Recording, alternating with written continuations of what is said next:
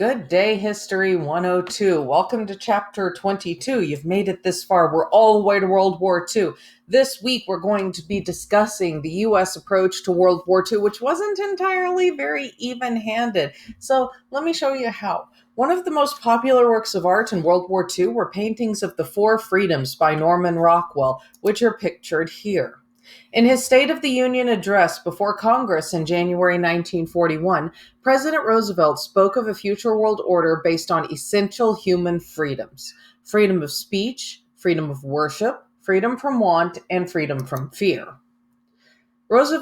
During the war, Roosevelt emphasized these freedoms as the Allies' war aims, and he compared them to the Ten Commandments, the Magna Carta, and the Emancipation Proclamation.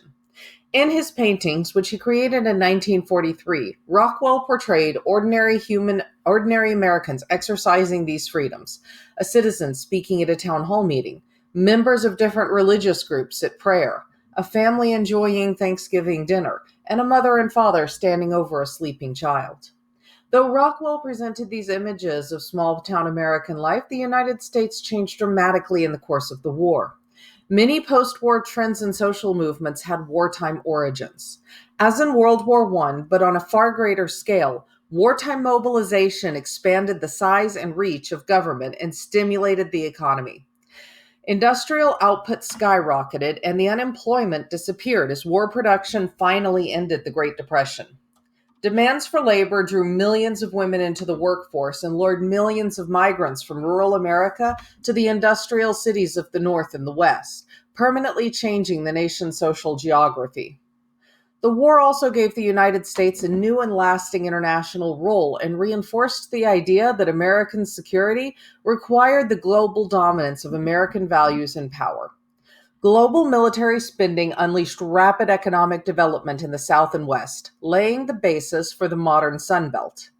The war created a close alliance between big business and a militarized federal government, what President Dwight D. Eisenhower later described as the military-industrial complex.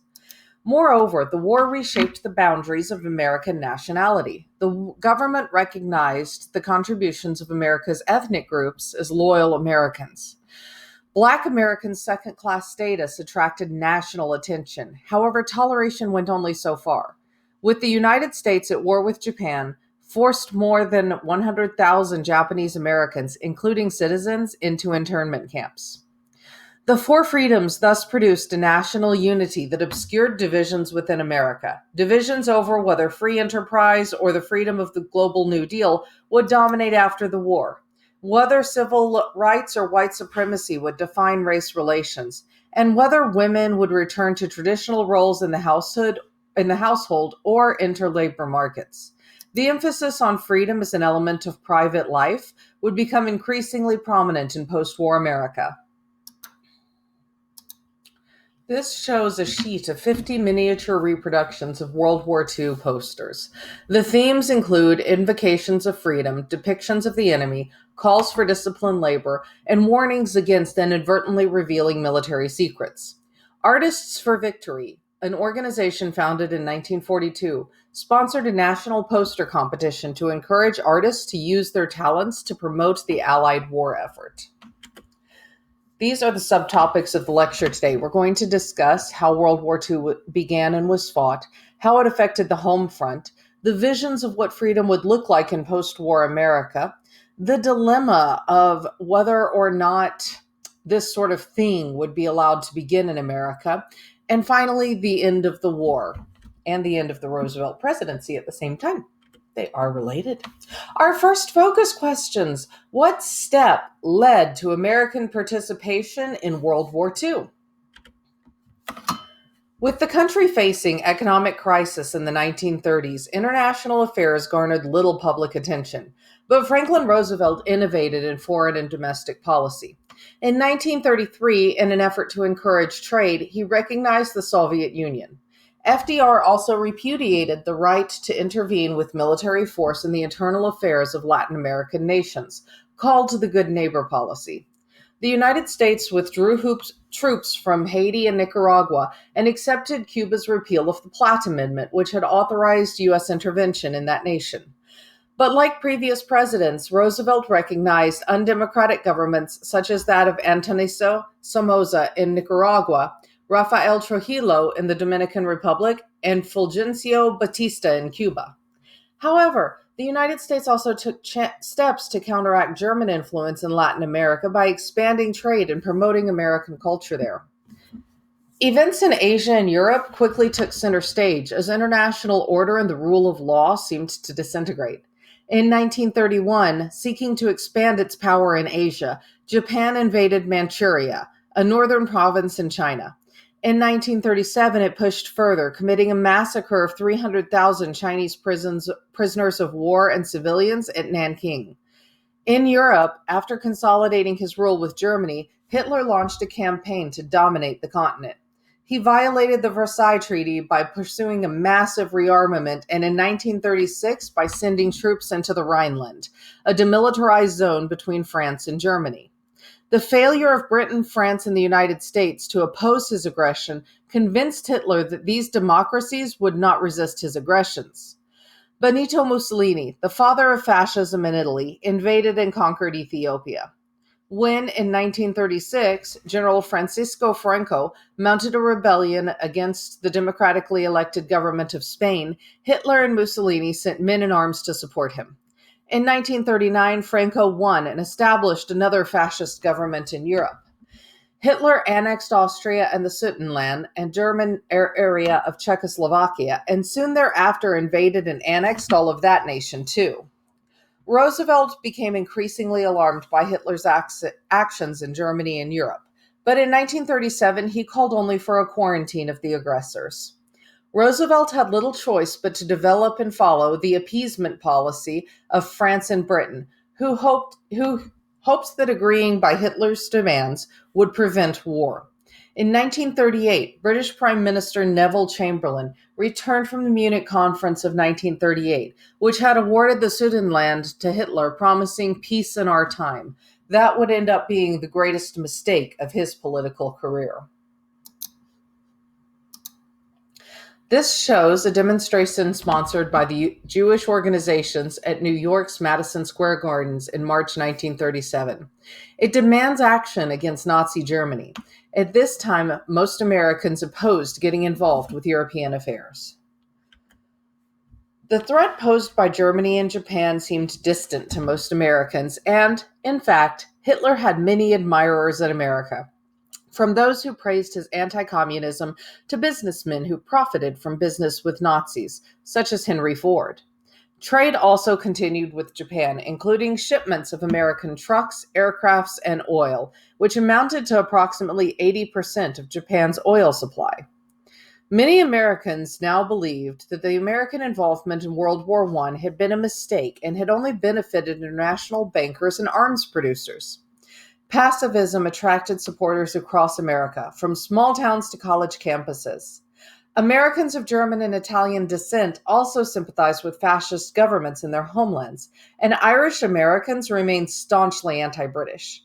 Isolationism dominated Congress, which in 1935 started to enact a series of neutrality acts banning travel on belligerent ships and arms shipments to warring nations. They were intended to prevent the United States from becoming embroiled in these conflicts by demanding freedom of the seas, just as it had in World War I. Even though the Spanish-American War was a conflict between a democratic republic and a fascist dictator, the United States and other governments imposed an arms embargo on both sides, effectively allowing Germany and Italy to help Franco overwhelm Spanish government forces. At Munich in 1938, Britain and France capitulated to Hitler's aggression. In 1939, the Soviet Union proposed an international agreement to oppose further German demands for territory. But Britain and France, both of which distrusted Stalin and saw Germany as a fortress that would check communist power in Europe, declined. Stalin soon signed a non-aggression pact with Hitler, his former enemy. Hitler immediately invaded Poland. Britain and France, allied with Poland, now declared war on Germany. Within a year, the Nazi Blitzkrieg overran Poland and much of Scandinavia, Belgium, and the Netherlands. By June of 1940, German troops occupied Paris. Hitler now dominated Europe and North Africa, and in September of 1940, Germany, Italy, and Japan formally created a military alliance known as the Axis powers. For a full year, Britain, led by a resolute Prime Minister, Winston Churchill, alone resisted Germany, heroically defending British skies from German planes and bombers in the Battle of Britain.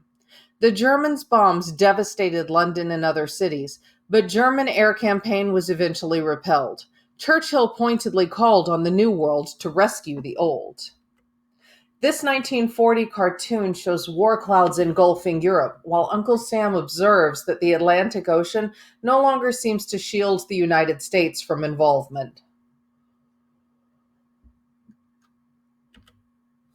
Though Roosevelt considered Hitler a direct threat to the United States, most Americans simply wanted to avoid war.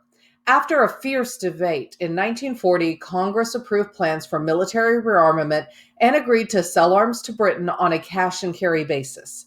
Britain would pay for in cash for the arms and then transport them on British ships.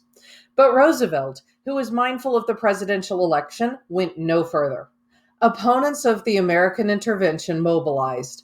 These included such prominent individuals as Harry Ford, Father Coughlin, and Charles Lindbergh. In that 1940 election, Roosevelt broke precedent by running for a third presidential term. The Republican candidate was Wendell Willkie, a Wall Street businessman, lawyer, and an amateur politician. Little differentiated the two, as both supported the first peacetime draft law passed in 1940 and New Deal social legislation. There's a reason you haven't heard of Wendell Willkie, though. FDR won the election by a decisive margin.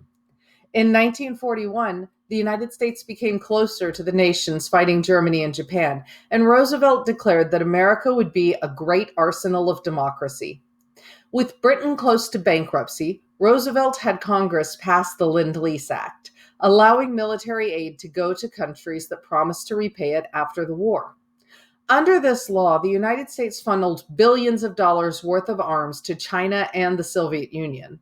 Some Americans, called interventionists, actively campaigned for American involvement in the war, forming societies that demanded declarations of war against Germany. On December 7, 1941, Japanese planes launched a surprise attack from aircraft carriers, bombing the U.S. naval base at Pearl Harbor in Hawaii. The assault killed more than 2,000 American soldiers and destroyed much of the base in the U.S. Pacific Fleet, except for crucial U.S. aircraft carriers, which helped the nation win critical subsequent victories. Calling December 7th a, quote, day which would live in infamy, end quote, Roosevelt asked Congress to declare war on Japan, which it did nearly unanimously. The next day, Germany, in turn, declared war on America, and the United States had finally entered the largest war in history. This is a newsreel theater in New York's Times Square announcing Hitler's blitzkrieg in Europe in the spring of 1940. And here we see the battleships West Virginia and Tennessee in flames during the Japanese attack on Pearl Harbor. Both were repaired and later took part in the Pacific War. Although in retrospect, it seems that America's robust industrial capacity assured its victory over the Axis, success was not sudden. The United States initially experienced a series of military disasters and watched Japan take more territory in Southeast Asia and the Pacific, including Guam, the Philippines, which captured tens of thousands of U.S. troops, thousands of whom died on their way to and within prisoner of war camps, and other Pacific islands. The largest American surrender in American history involved 78,000 American and Filipino troops and occurred in the Philippines. But the tide of the war changed in late spring of 1942 with American naval victories at Midway Island and in the Coral Sea. These successes allowed the United States to begin a step-by-step island-hopping campaign to reclaim vital and strategic territories in the Pacific. The Grand Alliance, led by American Franklin Roosevelt, English Winston Churchill, and Soviet Joseph Stalin, banded together to stop Hitler at any cost. Each leader had different goals in mind, but Churchill's plan to invade North Africa won out over other strategic considerations, and Churchill maintained that Allies needed to attack the quote, soft underbelly of the Axis. In November of 1942, British and American forces invaded North Africa, and by May of 1943 had forced the surrender of German forces there.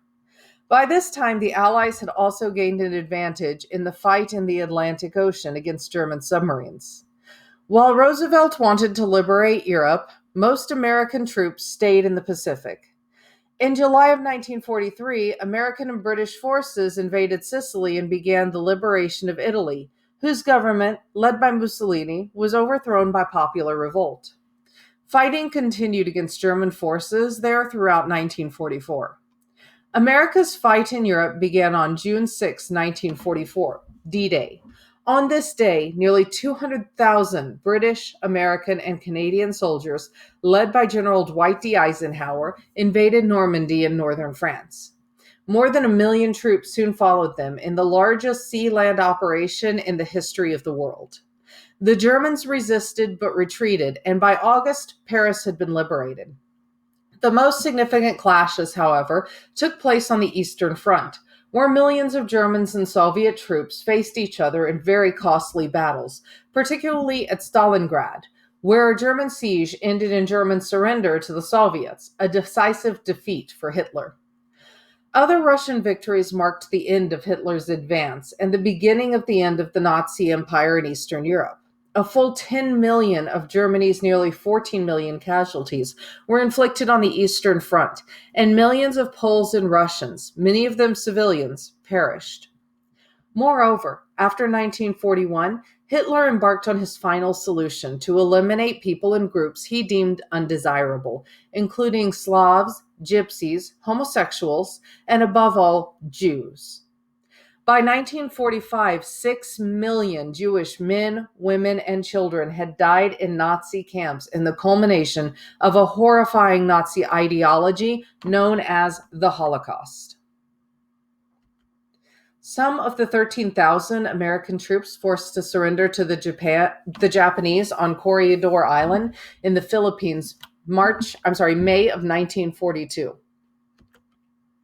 American Army reinforcements waiting ashore at Saipan, one of the Marinara Islands, during one of the bloodiest battles in the island-hopping campaigns in the Pacific theater of World War II. Although the Japanese Navy never fully recovered from its defeats at the Coral Sea and Midway in 1942, it took 3 more years for American forces to near the Japanese homeland. Here you see German prisoners of war captured by Americans. Most of the fighting in Europe took place on the Eastern Front between the German and Soviet armies. And this photograph shows prisoners of a German concentration camp liberated by Allied troops in 1945.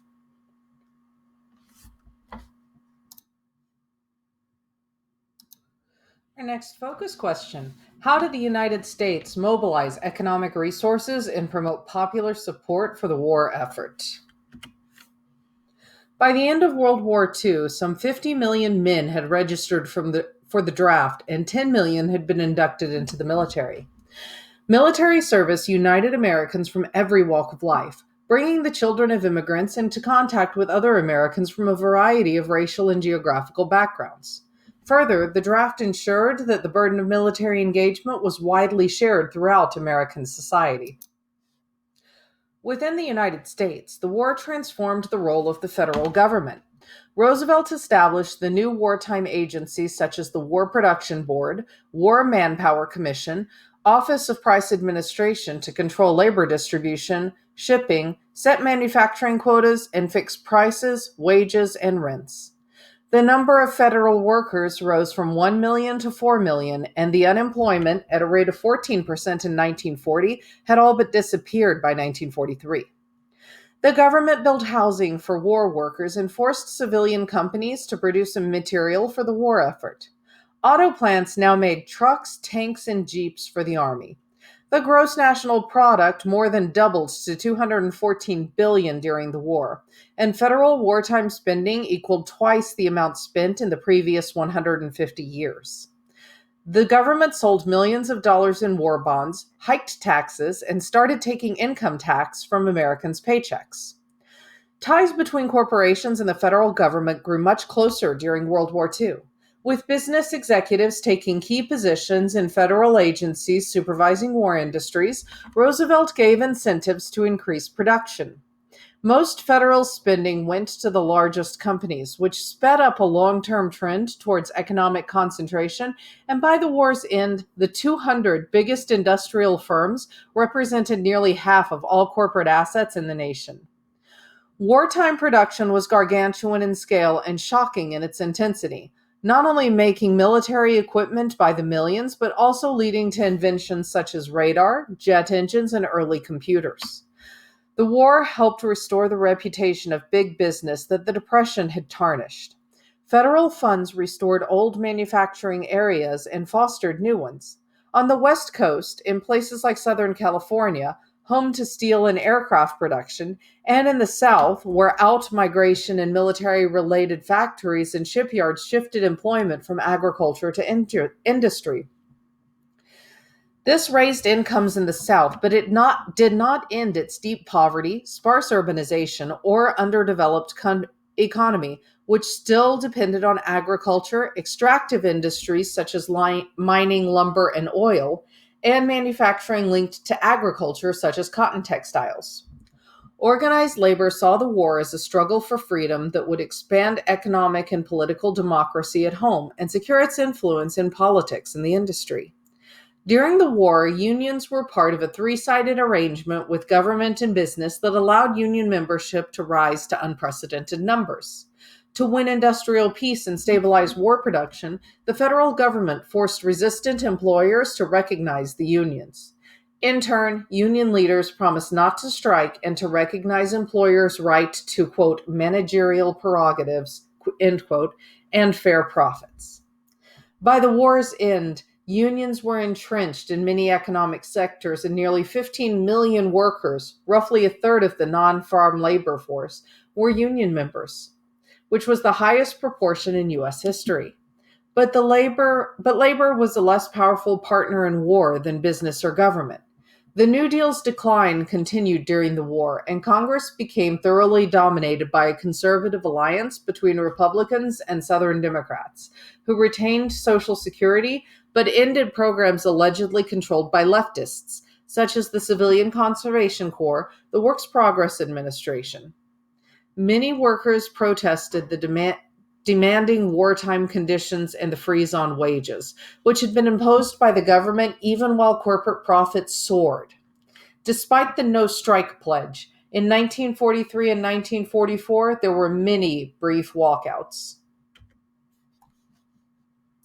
This shows a group of war-related production shipyard workers waiting to be paid at the Maryland shipyard in 1942. And here we see bombers being manufactured at Ford's Willow Run factory. This factory was called the greatest manufacturing plant the world had ever seen, according to the Washington Post. During the war, Ford, General Motors, and other automakers produced tanks, armored vehicles, and airplanes for the armed forces rather than cars for consumers. This shows the increase in labor union membership from 1933 to 1945.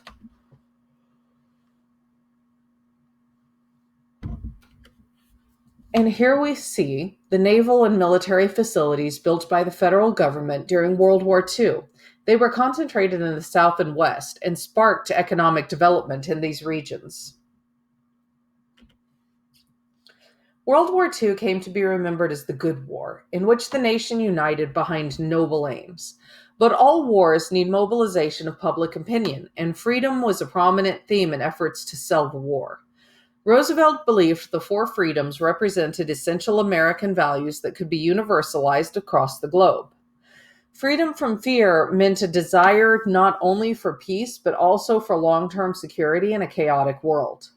The importance of freedom of speech and religion seems self evident, but their prominence emphasized the new significance of the First Amendment protections of free expression. During the war, the Supreme Court's judges, contrasting American constitutional liberty with Nazi tyranny, upheld the rights of religious minorities to refuse to salute the flag in public schools, as opposed to the coercive patriotism we saw during World War I. Freedom from want seemed the most ambiguous of the four freedoms. Though FDR first used it to refer to eliminating barriers to trade, he soon linked this freedom to guaranteeing a standard of living for American workers and farmers by preventing a return of the Depression. FDR argued that this would bring real freedom for the common man. When Rockwell's paintings first appeared in the Saturday Evening Post, each was accompanied by an essay. The Filipino poet and American immigrant Carlos Bulosan wrote of these Americans still on the outside of social mainstream and how to find them. Freedom from want included having enough to eat, sending their children to school, and being able to participate fully in American life. In this recruitment poster for the Boy Scouts, a svelte Miss Liberty prominently displays the Bill of Rights, widely celebrated during World War II as a centerpiece of American freedom. And this patriotic fan was marketed to women during World War II. It illustrates how freedom and patriotism were closely linked. At the far left and right, owners are instructed in ways to help win the war and preserve American freedom. The 5 middle panels suggest some of the era's definition of freedom. The freedom to listen, presumably without government censorship. Self-government, freedom of assembly, the right to choose one's work, and freedom to play. Founded in 1942, the Office of War Information was created to mobilize public opinion. Political divisions created by the New Deal affected efforts to support the four freedoms, with liberal Democrats dominating the writing staff and depicting the conflict as the war for people's freedom. The OWI was concerned that most Americans supported the war efforts out of a desire for revenge against the Japanese.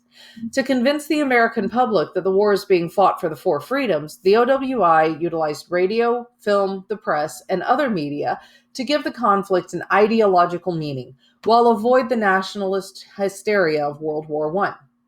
The OWI utilized a deep-seated American tradition, including notions of bringing freedom to the world and the United States as the great emancipator.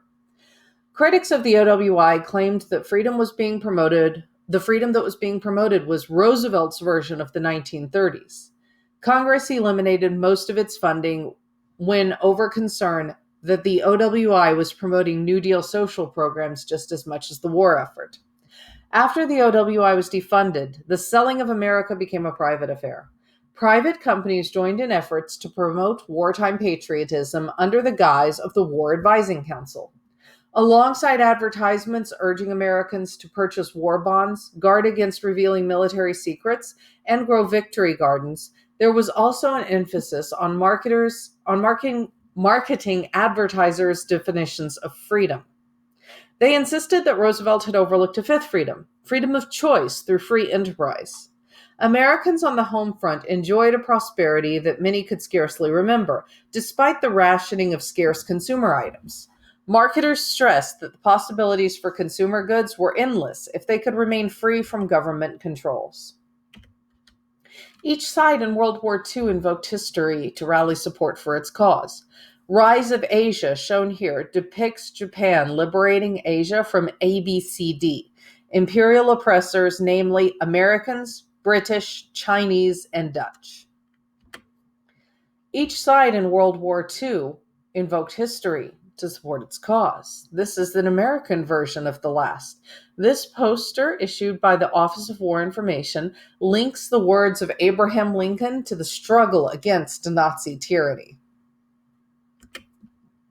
In this advertisement by the Liberty Motors Engineering Corporation, published in February of 1944, issue of Fortune, Uncle Sam offers the fifth freedom, free enterprise, to a war-devastated Europe. To spread its message, the company offered free enlargements of its ad. War mobilization sparked an unprecedented growth in women's employment to fill industrial jobs left by men. Government and private ads celebrated independent women workers with images like Rosie the Riveter, the female industrial laborer painted by Norman Rockwell as a muscle-bound and self-reliant woman. With 15 million men in the military, in 1944, women made up one-third of the civilian workforce, and 350,000 women served in the auxiliary military units. Women filled industrial, professional, and government jobs that were previously barred to them, such as aircraft manufacturing and shipbuilding. And they forced some unions, like the United Auto Workers, to confront issues like equal pay for equal work, maternity leave, and childcare. Many women who had a taste for freedom, working men's jobs for male wages, hoped to remain in the workforce after the war. Yet government, employers, and unions saw women's work only as a temporary wartime necessity. Though ads told women working in factories that they were fighting for freedom, their language promoted victory, not women's rights or independence. After the war, most women workers, especially those in high-paying industrial positions, lost their jobs to men. Indeed, war ads informed Americans that their work would help secure the American way of life after the war. Traditional families with the women at home and the men at work enjoying household appliances and consumer goods. Women workers during their lunch break at the roundhouse of the Chicago and Northwestern Railroad in Clinton, Iowa in 1943. And here we see the WASPs. The photograph captures the enthusiasm of three fly girls, female pilots employed by the Air Force to deliver cargo and passengers and test military aircraft. WASP stood for Women Air Force Service Pilot.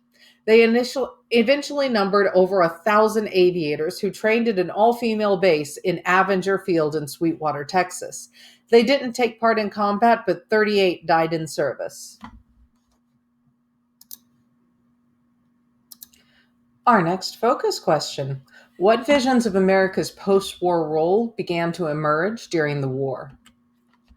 Dreams of post-war prosperity united New Dealers and conservatives in business and labor, and they were promoted by the two most famous roadmaps for the post-war world. The American Century, published by magazine magnate Henry Luce in 1941, to mobilize Americans for an imminent war, asked Americans to prepare, quote, to become the greatest dominant power in the world, end quote, and distribute to all peoples Americans' magnificent industrial products and great American ideals, particularly their love of freedom. Luce believed that American power and values would secure unprecedented prosperity and abundance, all created by free economic enterprise. The idea that America had a mission to spread democracy and freedom had its origins in the American Revolution.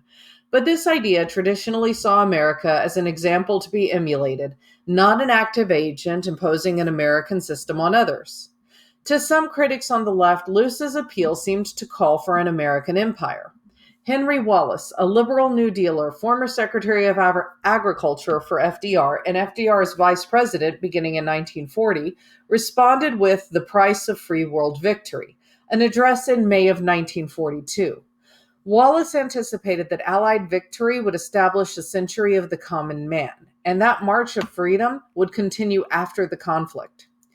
He argued that the globe would be governed by international cooperation, not by any single power, and that governments would humanize capitalism and redistribute economic resources to end hunger, illiteracy, and poverty. Luce and Wallace defined freedom differently. Luce envisioned a world of free enterprise, while Wallace sought a global New Deal. But they also believed that America should intervene in the world by spreading American abundance and posing as a model for other nations, and they ignored other nations' visions of the post-war world. While Congress dismantled all parts of the New Deal, liberal Democrats and their left-wing allies planned for post-war economy that would enable all Americans to enjoy freedom from want. In 1942 and 1943, the National Resources Planning Board, NRPB, outlined a peacetime economy based on full employment, a larger welfare state, and an American standard of living. Emphasizing economic security and full employment, the NRPB called for a new Bill of Rights that would include Americans in Social Security and guarantee education, health care, and adequate housing and employment. Liberal New Dealers, labor and farmer and civil rights groups, and churches welcomed the NRPB's plan, whose promise of full employment and fair income distribution seemed to one liberal magazine to represent the way of life of free men. The reports showed that liberals were moving away from trying to reform capitalism to attaining full employment, social welfare, mass consumption, with little direct government intervention in the economy. They were influenced by John Maynard Keynes, who argued that government spending was the best way to foster economic growth. Although war production had ended the Depression in a kind of military Keynesianism, the NPRB proposed a continuation of Keynesianism for the post-war world. But increasingly conservative Congresses opened the NRPB plan and cut the agency's funding. Opposed the NRPB plan and cut the agency's funding. Even as wartime industrial production boomed, propaganda posters such as this one promoting support for the war effort and celebrating rural and small town America emerged. Despite the new independence enjoyed by millions of women, World War II propaganda posters emphasized the male-dominated family as an essential element of American freedom. This pamphlet, produced by the Office for Emergency Management for Labor Day 1942, invokes the 19th century ideal of free labor to describe the battle against Axis powers. In 1944, FDR, who knew that most Americans wanted a guarantee of employment after the war, called for an economic Bill of Rights. While the original Bill of Rights limited government power to secure liberty, this one expanded government power to secure full employment, a minimum income, medical care, education, and decent housing for all Americans. FDR declared that true individual freedom cannot exist without economic security and independence. But his replacement of Vice President Harry Wallace, with Harry Truman of Missouri, suggested that he did not want to confront Congress over social policy, and Congress never enacted the Economic Bill of Rights. In 1944, Congress did enact the Servicemen's Readjustment Back, or GI Bill of Rights, which extended to millions of returning veterans benefits such as unemployment, educational scholarships, low-cost mortgages, pensions, and job training. The GI Bill greatly shaped post-war America and was one of the most far-reaching pieces of social legislation in American history. It prevented post-war economic disruptions and started a boom in education and housing, which led to massive suburbanization. But Congress went no further.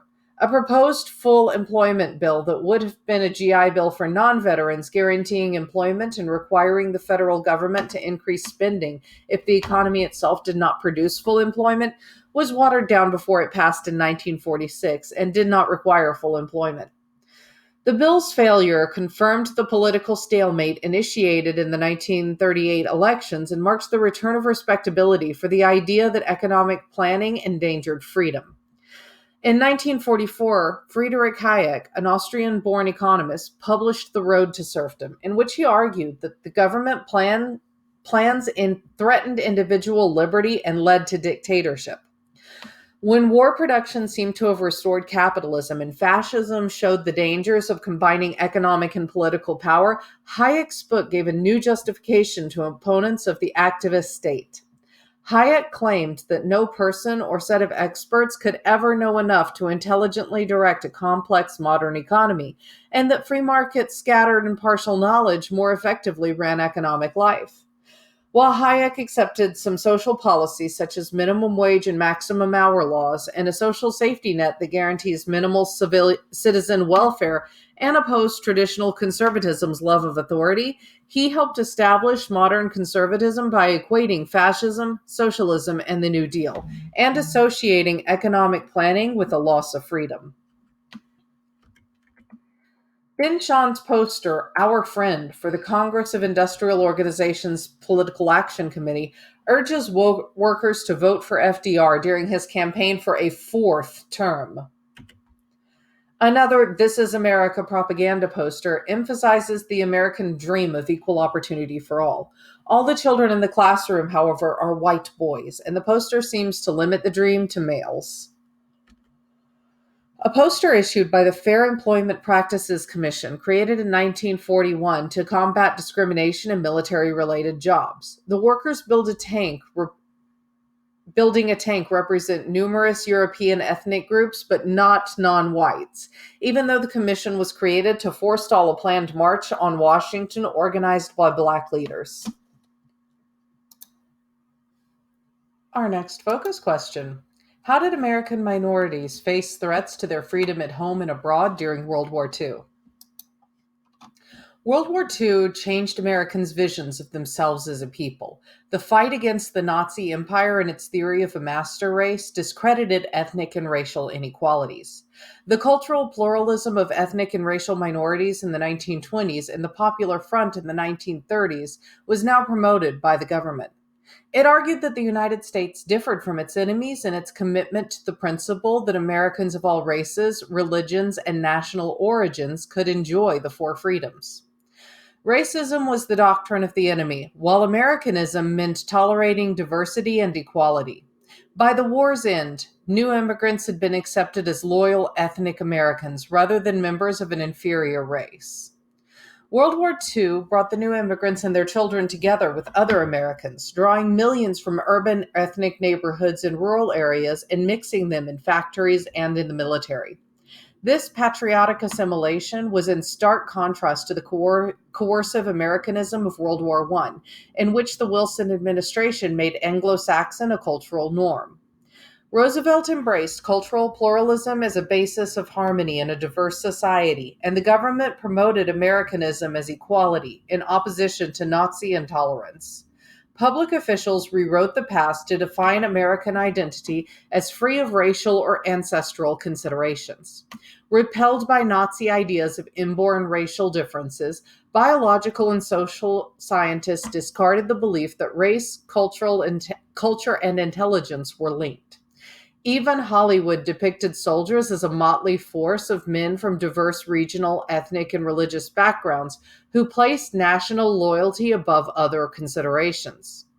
Bigotry certainly remained a part of American life. Anti-Semitism still contributed to the government's offer of refuge to no more than a handful of European Jews escaping the Nazis. But the war made millions of ethnic Americans feel fully American for the first time. But patriotic assimilation stopped at the color line. The war has less definite meaning for non-white groups. Before Pearl Harbor, racial barriers were still intact. Southern blacks were confined by segregation, and Asians could not immigrate to the United States or become naturalized citizens. Mexican Americans had been deported during the Depression, and most American Indians still lived in deep poverty on the reservations. But the war started changes that would have an impact on the post-war period. Under the Vaquero program, which was launched in 1942, tens of thousands of contract laborers migrated from Mexico to the United States to work as domestic and agricultural workers. The program, designed as a temporary war measure, lasted until 1964 and brought a total of 4.5 million Mexican workers into the country. The Vaqueros were assured decent housing and wages, but were not citizens and could be deported at any time. They also offered opportunities to second-generation Mexican Americans to move and find work and contributed to the making of a new Chicano culture that fused Mexican heritage and American experience. For Mexican American women in particular, the war afforded new opportunities, and Rosita the Riveter took place alongside Rosie in the West Coast multi-ethnic war production factories. Yet, the Zoot Suit riots of 1943 in Los Angeles, in which sailors and police attacked Mexican American youths wearing flashy clothing, showed the extent of wartime tolerance. But the contrast between discrimination and wartime rhetoric of freedom and pluralism inspired civil rights activism among Mexican Americans, such as protests against employment discrimination. Roughly 500,000 Mexican American men and women served in the military. Discrimination against Mexicans became an increasing embarrassment in Roosevelt's good neighbor nation. Texas, the state with the highest population of people of Mexican descent, passed the Caucasian Race Equal Privileges Resolution, which stated that all Caucasians, including Mexicans, deserved equal treatment in places of public accommodations. The statute did not challenge discrimination or segregation of blacks and lacked any enforcement mechanism. Discrimination was so bad that Mexico prohibited Texas from receiving vaquero laborers at the time. One of a series of posters issued by the Office of War Information sought to mobilize for the war effort, emphasized respect for the country's racial and ethnic diversity. This one, directed at Hispanics, suggests that there's no contradiction between pride of ethnic heritage and loyalty to the United States. And this is a sign on the Tarrant County Courthouse in Fort Worth, Texas in 1942. Racial segregation extended to prison visiting hours. This is a wartime propaganda poster in the United States which sought to inspire hatred against the Pacific foe. This poster, issued by the U.S. Army, recalls the Bataan Death March in the Philippines. The war also drew into the nation's mainstream many American Indians, thousands of whom served in the Army, left the reservations for war work, not all of whom returned, and took advantage of GI benefits. In contrast, Asian Americans' experience was a paradox. More than 50,000 children of immigrants from China, Japan, Korea, and the Philippines fought in the Army, mostly in all Asian units. With China as an ally, Congress in 1943 extended exclusion and established a very small quota for Chinese immigration. But many Chinese moved out of ethnic ghettos to work alongside whites in the war industry. Japanese Americans had a very different experience. While many Americans viewed the war in Europe as an ideological conflict with Nazism, Americans and Japanese viewed the Pacific War as a racial war. Japan's propaganda portrayed America as contaminated with ethnic and racial diversity, as opposed to the racially pure Japanese, while the attacks at Pearl Harbor stirred long-standing anti-Asian prejudice. Government propaganda depicted the Japanese as animalistic and subhuman, and blamed Japan's aggression on racial and national characteristics. Most Japanese Americans in the mainland United States worked on farms in California. And while 1/3 were first-generation immigrants, the majority were Nisei, American-born citizens, many of whom spoke only English and had never even been to Japan. Though the government mobilized German and Italian Americans, in the war effort and arrested a few of the non-naturalized among them, it viewed every person of Japanese ethnicity as a potential enemy. The military, facing an explosion of anti-Asian sentiment and fearing an invasion, persuaded Roosevelt to issue Executive Order 9066 in early 1942. This expelled all persons of Japanese descent from the West Coast. More than 110,000 men, women, and children, 2/3 of whom were American citizens, were removed to internment camps far from home, where they were confined in an environment of military discipline and surveillance. Nonetheless, the internees did their best to create an atmosphere of home by decorating their living spaces and setting up activities like sports clubs and art classes for themselves. Internment demonstrated just how easily a war erodes basic civil liberties. No court hearings, due process, or writs of habeas corpus challenged the internment, which was supposed almost universally by the press, Congress, and public opinion. The Supreme Court in Korematsu versus the United States upheld the policy, arguing that an order applying only to the Japanese was not based on race.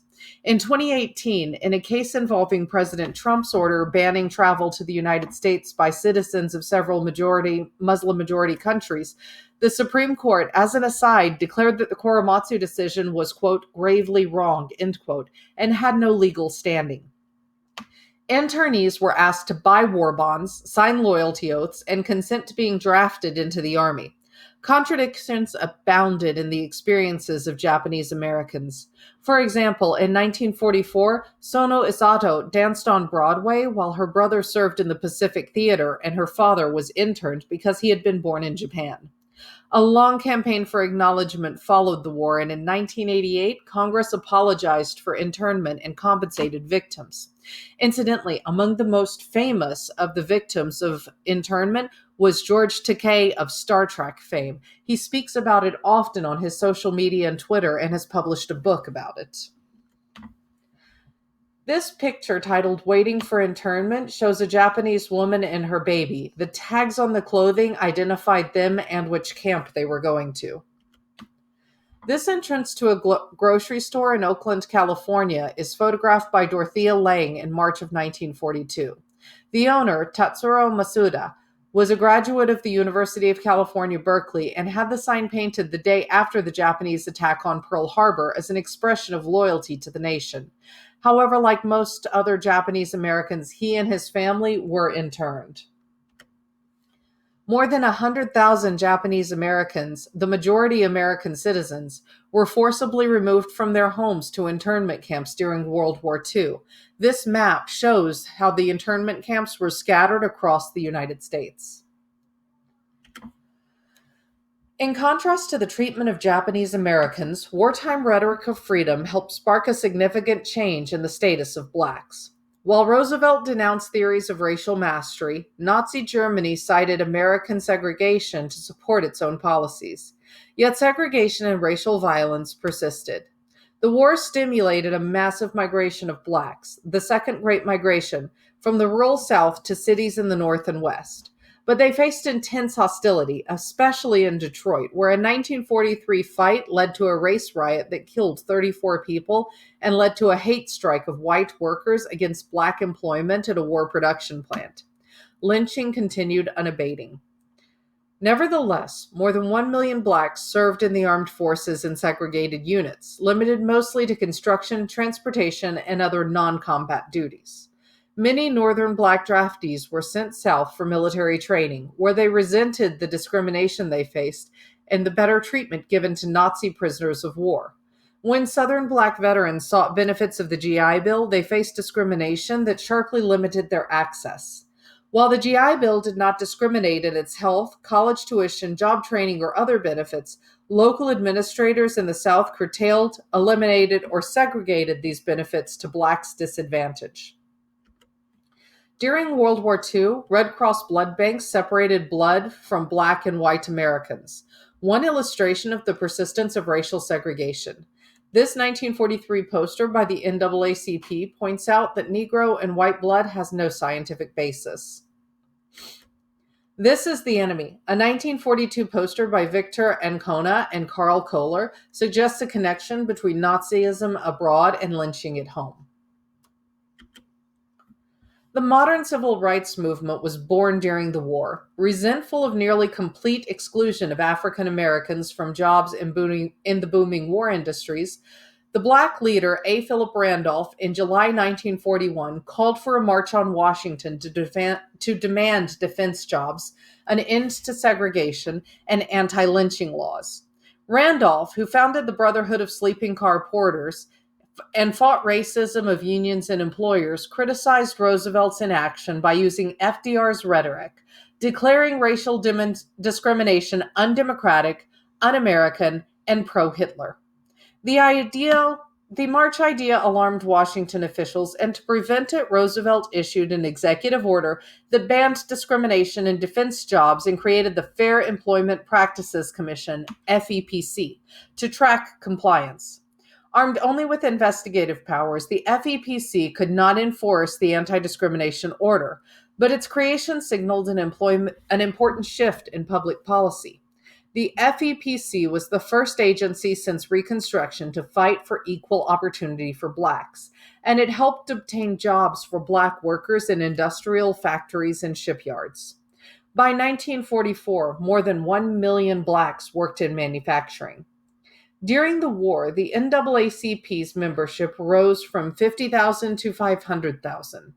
The Congress of Racial Equality, founded in 1942 by an interracial group of pacifists, held sit-ins in northern cities to integrate restaurants and theaters. In early 1942, the Pittsburgh Courier used the phrase that embodied black attitudes during the war, the double V, victory over Germany and Japan. It argued must be accompanied by victory over segregation in America. Black newspapers and black critics identified the gap between the Roosevelt administration's celebration of American ideals and the realities of race. During the war, a left based but broad coalition called for an end to racial equality in America. African American and Jewish groups campaigned against discrimination in employment and in housing. Despite resistance from many white workers, CIO unions, especially those influenced by leftists and communists, tried to organize black workers and win skilled positions for them. Although AFL unions continued to discriminate, CIO unions were far more racially integrated.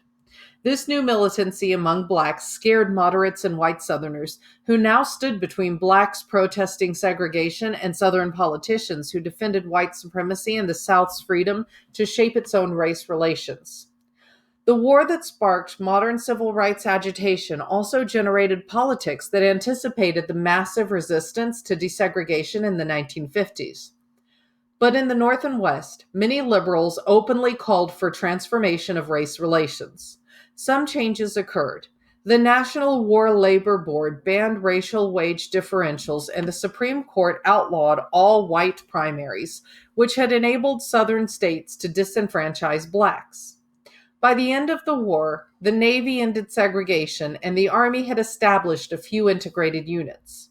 In 1942, Wendell Willkie published One World, which sold more than 1 million copies. The book's great surprise came as Willkie emphasized our imperialisms at home and called that a claim to world leadership would lack moral authority if racism was not addressed. A sign displayed opposite a Detroit housing project in 1942 symbolizes one aspect of what Gunnar Myrdal called the American dilemma, the persistence of racism in the midst of a worldwide struggle for freedom. Black servicemen in Brooklyn, New York, flashed the double V sign, symbolizing dual battle against Nazism abroad and racism at home. The new interest in the status of Black Americans was evident in An American Dilemma, published in 1944 and written by the Swedish social scientist Gunnar Myrdal. While his book depicted an America deeply affected by racism in law, politics, economics, and social behavior, Myrdal also showed an appreciation for what he termed the American creed, a belief in equality, justice, equal opportunity, and freedom. He argued that the war exposed to Americans more than ever the distance between its creed and racial inequality. By urging the federal government to follow American principles by banning racial discrimination, Myrdal established the liberal position on race relations in post-war America. By 1945, racial justice was integrated in a liberal left agenda that sought full unemployment, civil liberties, and a larger welfare state. Many liberals now demanded anti-lynching laws, an end to segregated schools and housing, and the expansion of Social Security to cover agricultural and domestic workers. The wartime vision of a racially integrated, full employment economy formed a bridge between the New Deal and the Great Society of the 1960s. The internationalism of Black radicals in the early 19th century was revived in the early 20th century, partly in reaction to a new global rule of white supremacy across national lines. Garveyism and the meeting of the 5 Pan-African Congresses between 1919 and 1945 that brought together Black intellectuals from across the world to denounce colonialism in Africa helped foster this new social consciousness among all people of the African diaspora, a term used to describe the scattering of people who share a single national, religious, or racial identity.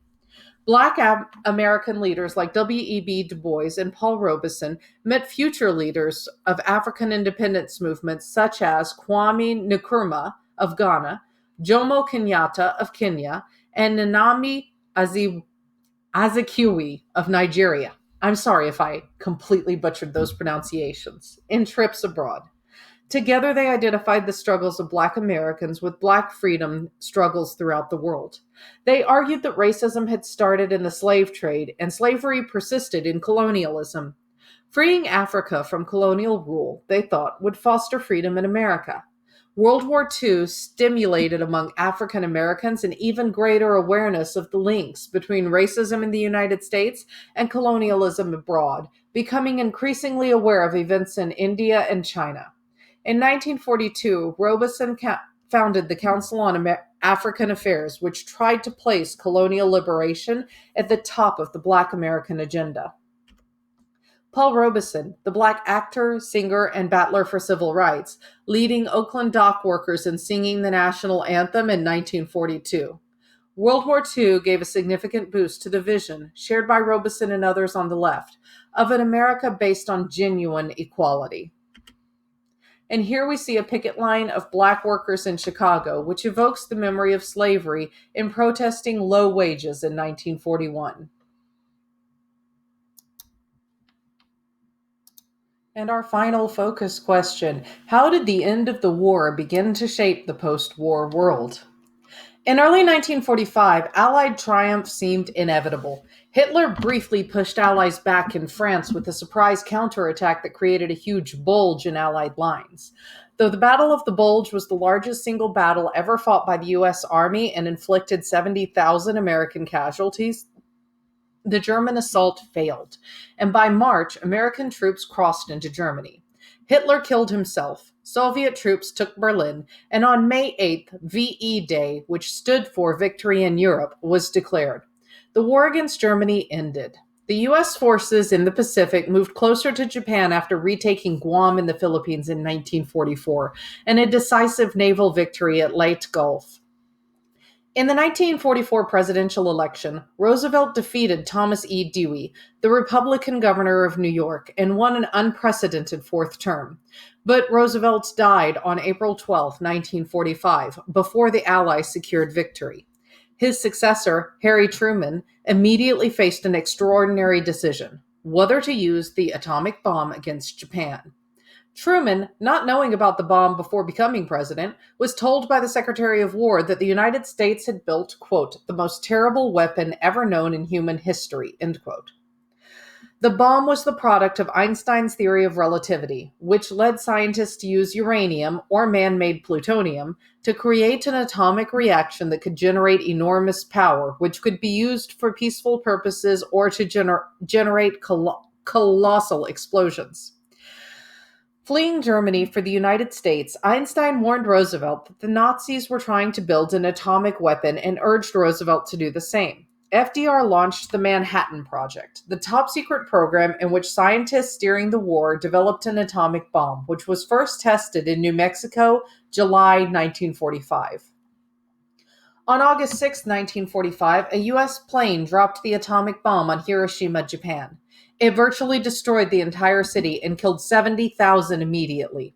140,000 more died from radiation by the end of 1945, and thousands more died in the next 5 years. 3 days later, the United States dropped a second bomb on Nagasaki that killed another 70,000. The same day, the Soviet Union declared war on Japan and invaded Manchuria. Japan quickly surrendered. The catastrophic number of civilian casualties caused by the bombs had ever since made them controversial. Japanese forces fiercely resisted America's advance in the Pacific, and Truman's advisors warned him that an American invasion of Japan might cost the lives of 250,000 or more American troops. But the United States did not plan to invade until 1946, and there were signs that Japan was close to surrender. Japan indicated it would surrender if Emperor Hirohito retained his throne, but this did not meet Allied demands for unconditional surrender. In the end, Allies let him stay. Some scientists who developed the bomb asked Truman to use it to just show its power to other nations. Truman never hesitated to employ it. The use of the atomic bomb represented a logical endpoint to the way in which World War II was fought, namely at great cost to civilian life. Compared to World War I, in which 90% of the deaths were military personnel, in World War II, 20 million of the 50 million who died were civilians. The Nazi regime had systematically killed its enemies, including millions of Jews, and bombed London and other cities. Allies in turn bombed German cities such as Dresden, where 100,000 civilians perished. In March of 1945, nearly the same number died in the U.S. bombing of Tokyo. Although the war and government propaganda led many Americans to dehumanize the Japanese and few criticized Truman's use of the bomb, public criticism, aroused by the images of civilian suffering, mounted. This is a school in Hiroshima showing the tremendous damage inflicted by the atomic bomb. Shown here, the bomb's name was Fat Man. The other bomb was named Little Boy. During the conflict, meetings between Allied leaders outlined the architecture of the international relations in the post-war period. Churchill, Roosevelt, and Stalin met in Iran in 1942 at the Yalta Conference in the Soviet Union in 1945 to develop agreements. The last Big Three conference occurred at Potsdam outside Berlin in July 1945 and involved Stalin, Truman, and Churchill. Their Allied leaders created a military administration for Germany and agreed to try Nazi officials for war crimes. None of the three great Allied powers entirely trusted the others, and each vied for geostrategic advantage. The Allies' decisions to delay the invasion of Europe cost many Russian lives on the Eastern Front and incited Soviet resentment, but their sacrifice persuaded Britain and the United States to allow the Soviet Union to dominate Eastern Europe. At Yalta, Roosevelt and Churchill barely protested Stalin's plans to control areas of Eastern Europe that had been part of the Russian Empire before World War I. Stalin agreed to enter the war on Japan later in 1945, to include non-communists in the pro-Soviet Polish government and to allow free elections there.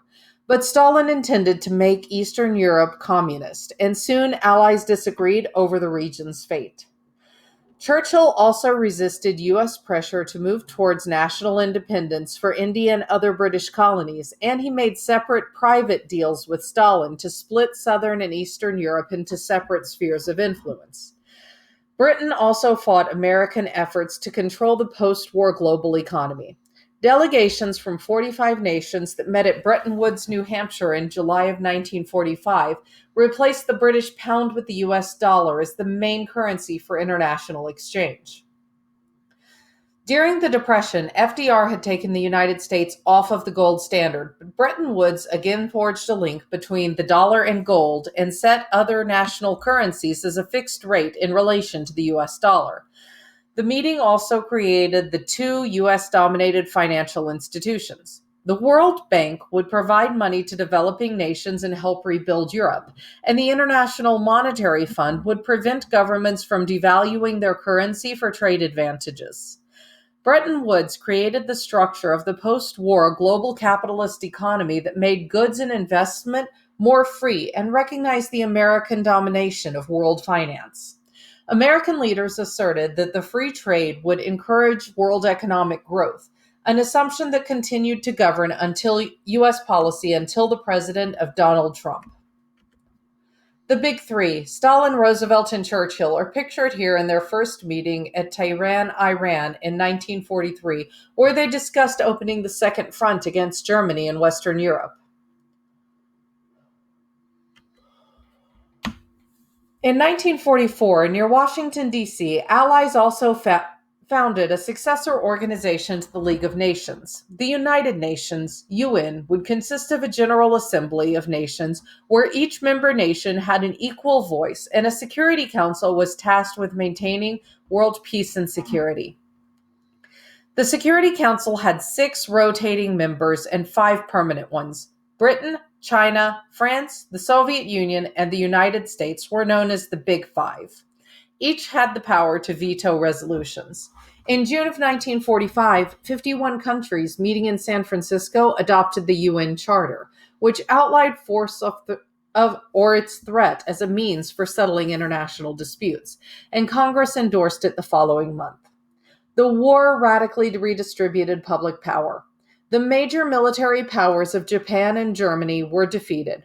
Britain and France were weakened, while only America and the Soviet Union could still protect their own power on the international stage. And the United States essentially became the dominant nation in the world. But international harmony did not follow the peace. Soviet occupation of Eastern Europe soon helped spark the Cold War, and atomic bombs inspired much fear across the globe. Allied rhetoric of freedom was not always followed in post war policy. In 1941, Winston Churchill and FDR issued the Atlantic Charter, which assured Nazi Germany's defeat would be followed by free trade, self government for all nations, and a global New Deal. It specifically embraced freedom from want and freedom from fear, but left out the other two of the four freedoms in deference to British colonial rule in India, where Britons preferred not to grant the freedom of speech of worship. The four freedoms in the Atlantic Charter were intended to solidify world opposition to the Axis powers, but it also laid the foundation of human rights and inspired colonized people to adopt the language and ideals of freedom and national self determination and use them in their struggles against the victorious Allied countries, causing more conflict and war in the future. The end of an era. This picture shows a member of the US Navy playing Goin' Home on the accordion as Franklin D. Roosevelt's body is carried from Warm Springs Foundation, where he died suddenly on April 12, 1945. Roosevelt had won 4 terms as a US president, brought us out of the Depression, and led us most of the way through World War I. His battle with polio early in his career had left his health weakened, though, and he ended up unable to survive the stresses of World War I. This shows the focus questions that we reviewed in this lecture. Our next lecture is going to deal with the Cold War from 1945 to 1953, its origins, how it affected the ideas of freedom, the Truman administration, and the anti-communist crusades that followed. As always, if you have any feedback, did I go too fast? Did I go too slow? Could you hear me okay, or was there an error? Please feel free to email me for any of these. Thanks so much. Have a great week.